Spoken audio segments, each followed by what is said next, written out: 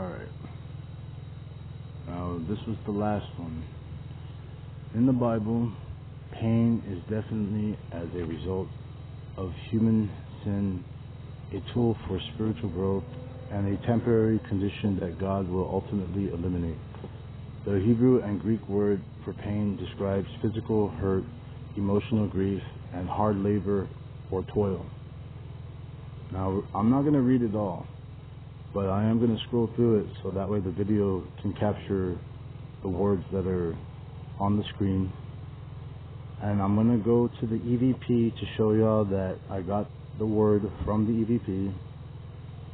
So this is where I get my messages from God in the invisible world, utilizing this app. Tonight's words were pain, universal, firmly,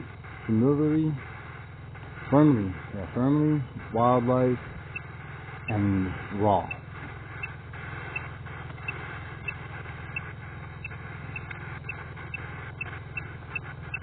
Oh, they want to speak. Sarah! Alright, Sarah.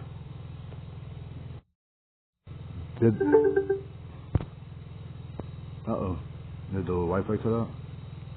Yeah. There it is.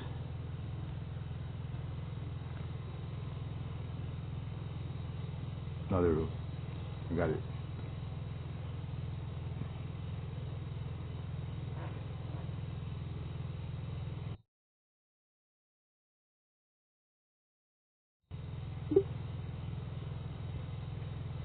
In the Bible, Sarah's name means princess or noblewoman. Her original name, Sarai, meant my princess, a more limited title. God changed her name to Sarah, adding the letter He, signifying her role as a matriarch and princess to many, fulfilling a covenant that she would bear a son. So I'm not going to read it. I'm just going to scroll through it so that way the screen recorder can give everyone watching this video enough time to read it all. Now I'm going to go to the search, but we'll go back to the EVP so I can, no, I want to show you all the rest of the words though. I like doing these video record sessions. So before I started the session tonight with the EVP, the last word was tough, followed by cold, change, priest, highly, relate, noon, others, near client, unknown, promising, extent, privacy restored, steamy, expense, Gabriella.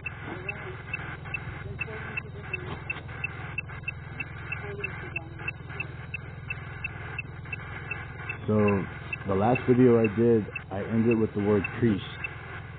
So we did a trinity after priest, which was change, followed by cold, and then tough.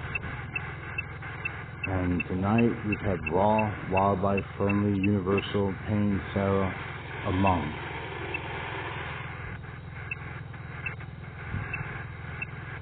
I looked up wildlife. Let's look up raw.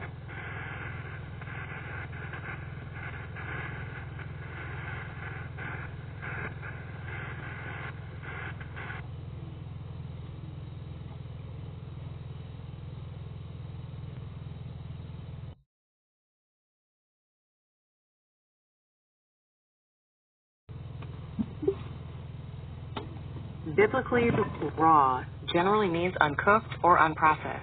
Especially concerning meat and dietary rules, the Hebrew word for raw is na, and it appears in specific instructions about food. Hey, you know what? That's cool, because I use the word nah when I attack invisible bitches, and I use the word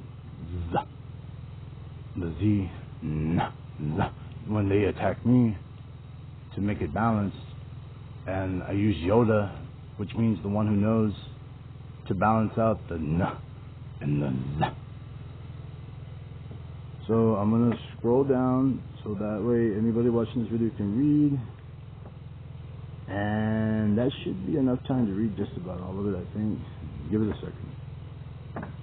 Alright. Now I'm going to go to the history of this conversations that have been for the last hour. I'm at a campsite that is part of my journey. Now where is it? No, just go to Google. Okay. Go over here, yeah. Press the G. Go to search history. Thank you. You're welcome. Sometimes I need voice to guide me.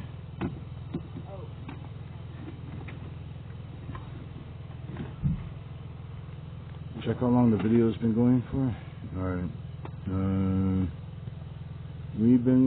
It's 5 minutes and 50 seconds.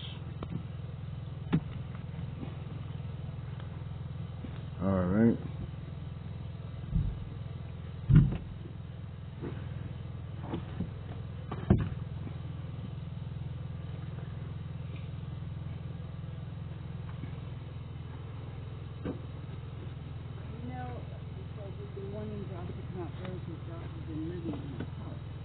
Oh, really? Unfortunately, yeah. You know, so he says, come with us. He's down this place. Now, we no more got in here than 2 fractions of each day. And anyway, so I pray we find somebody to sleep there. But then these two addicts tonight, it's just like it's been a day. But Josh he's really cool. He's a good person. When I was homeless, I would stay downtown next to the Via Central Plaza, and there's quite a few campsites now that are a lot more together than it was a couple of years ago. Yeah.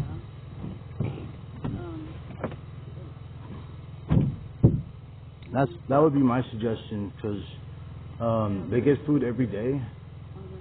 Yeah, a lot of churches serve. It's like my whole house. I know. And now, I mean, you know, it's like I work for adults all days. Now it's like, oh geez, you know, it's like some of the stuff. Give up what? You need to go where? They say go church Saturday. And it's like, are you freaking kidding? Like, anyway, I mean, things will work out and stuff. And then tonight, Josh and Marvin. I mean, you did a good job. Well, they were doing the good versus evil, bad, light versus dark. They were being characters, archetypes, like that. They were representing that. Yeah, I didn't understand completely Marvin, because you know him and I are very close, very good friends, and I didn't understand all this. His kind of like being confrontational. Because he's a mellow person. Well, it might be my fault.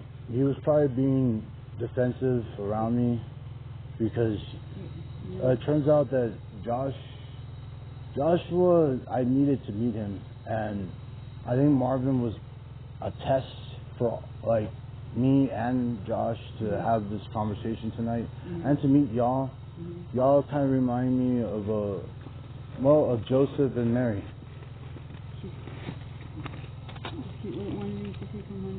Oh, thank you.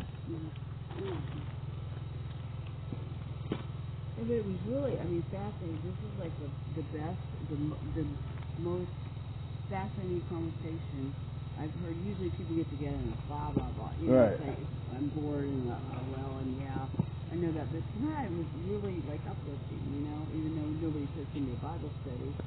And still, it's like, it's really cool.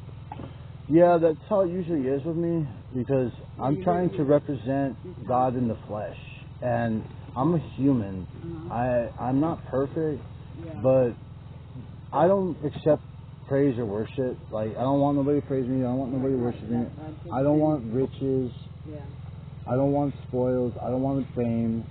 I just want to do the job that God needed someone to do. Like, Jesus, everybody's been wanting Jesus to come back, and I decided I'm going to become Jesus.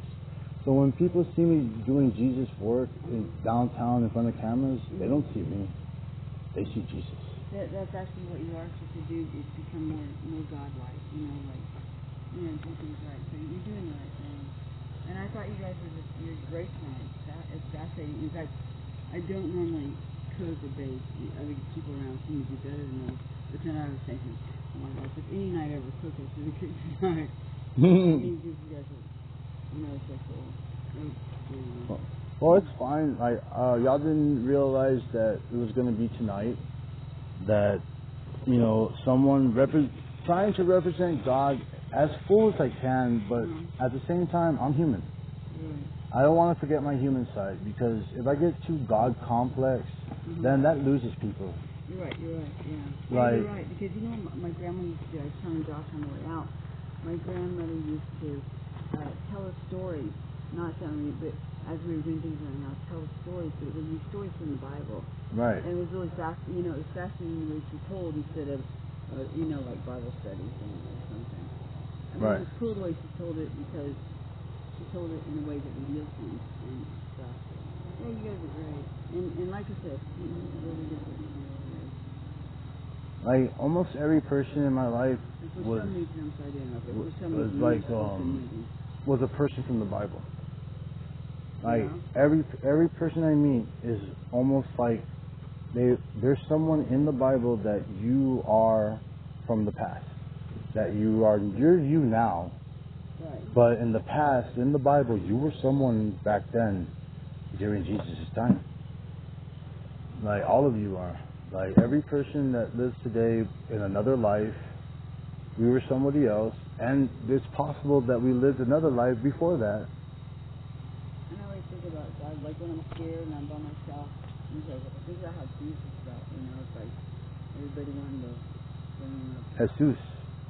And so anyway, but I'll tell you what, in my life, he's always been the reason, he's been the get up and go, or he's been the answers to my problems, and every time I'll be like, God, where are you? Come on, why, or it's not soon enough. But when the time is right, things go out as they should. But I'll tell you what, he's always there, and that's all there is to it. So I have to have faith, and something will come up. Well, remember, you have your own version. It's you. You're the master of your own destiny. Don't let nobody else master your destiny. Because if you do, they will. Yeah. Not even me. Like, I might be whatever, blah, blah, blah, words are cheap. Right. But at the end of the day, I always tell everyone I meet, you are the master of your own destiny. You're absolutely right. And I believe if God was here in the flesh, and I'm not him, if he was here, I think he would say that too. Yeah, definitely. Huh? What? No, I didn't ask you to say, because I didn't eat today. What are those things I just, let me get this out. I gave him some, what did I lay left for? The Oreo cookie thing. This ought to be good. Did Marvin leave? I think it looked like he was going somewhere. He's kind of testing. I didn't ask what, where, or when. And I'm sorry things not this. He's usually not that, confrontational or whatever. Well, I didn't understand. Some of the disciples left, and now that all that's left is I'm getting that in a second. Mother Mary, Joseph the Father, and Jesus Christ. Now, I'm not Jesus Christ, you're not Mary, you're not Joseph, but in today's now, in the present moment, as we are, we're representing them. We're following the archetype. You're Mary right now, but you could be another woman in the Bible. Right, anything. Like, he could be. To me, you're a strong, silent type. So, and a real man doesn't need to say much at all to get his point across. So I know you would be a great father to Jesus. Oh, the lighter? Here's the torch.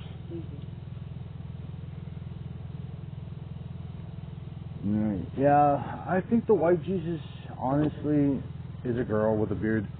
Because she hung around a bunch of dudes. But when Jesus would kiss Mary Magdalene, the disciples would get jealous.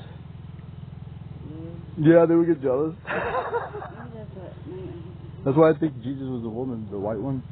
Because in the Bible, it clearly says that Jesus is supposed to have skin of bronze and hair that of sheep's wool. Yeah. That white Jesus with the long hair does not look like that at all. I believe that's a completely different person, but Jesus Christ, the name only existed, Jesus, J letter only existed 700 years ago. Now, do you work in a church or something, or how do you know so much about the Bible? Oh, I research everything. After I turned, well, my parents raised me to be a Christian. Yeah. I was Christian. I went atheist for a while, and then I went back to Christian. But my mom was Catholic, and my dad he was raised like Carrie. You know who Carrie is from that movie Carrie? Yeah. You know how the mom used to throw her in the closet with a Bible? Yeah, I don't remember the details. It's been so long. Well, my dad was raised like that, and he didn't have a smartphone or a computer. Yeah. He had just the Bible and his mother telling him to learn God. And my dad was born 12/12, 1958. Well, Mary... I was born 5959. Oh, really? 59. Wow. Yeah, 5959. Mary, in Mexican culture, there was a moment where Mary was seen by a woman in 12/12, 1640 something. Mm-hmm. So 12/12. My dad was born 12/12, and an apparition of Mary was seen 12/12. Mm-hmm. So I believe my dad represented Mary, and my mom, since she was the 13th Messias, and in Mexican culture means Messiah, Mm-hmm. Jesus had 12 disciples, making Jesus 13. My mother was my connection to Jesus. Mm-hmm. Now, my mom wasn't Jesus, my dad's not Mary, but to make sense of someone representing God as a human, like Jesus, me, I have to figure out a way to connect my lineage. And it's there. Like, my mom is the 13th Messiah in a family of Messiahs. And my dad was born 12/12, the same month and day that the Virgin Mary of Guadalupe was, well, seen. So I was just like, wow. Do you have any brothers or sisters? No. But I think I do, but I was told that I wasn't. Yeah. When my dad died, apparently the obituary said that I died. Yeah, it's actually there. I don't know if it's still there, but when my dad died, the obituary said Junior, and I'm fucking Junior. Oh, no. But my dad died. Senior died. Charles Eddie Villarreal Senior died, not Junior. Yeah. So I thought that was kind of weird. Yeah. Yeah, and How long did your dad die? he died when I was 29, turning 30. Mm-hmm. You know, the same year that Jesus took up his ministry. Mm-hmm. And I found out why they thought that I died. What? When Jesus raised the dead, what happened was, when they were raised, when their bodies would get old, their new bodies, they would take the bodies of their descendants, which is their children, when they're going to die. That's how the ancestors live on forever. So there are people that have been alive so long that every generation they would take the child's body when the parent was going to die. That's how the ancestors live forever. That was Jesus Christ's way of allowing the sacrifice to exist in our existence today. Mm-hmm. And societies have been keeping this a secret, like the Illuminati. You know, they know that people that are in certain groups, like the Illuminati, have this ability to take their descendants' life, their body, when they're going to die, because their body's too old. So science and today's modern society has been trying to learn how to prolong human life, for us to live longer. I honestly think that I know how to create the elixir to immortality. Yeah. It requires 12 fruits from 12 different trees that were all one tree in the Garden of Eden. Mm-hmm. The Holy Grail, or it could be a cup that's blessed like the Holy Grail. Mm-hmm. It has to be made of silver, and you need 12 specific verses from the Bible to be read by the high priest. How long have you known Marvin? I known Marvin about a week. A week, really? I just moved here 3 weeks ago. From where? I was living in Hildebrand and Blankville area.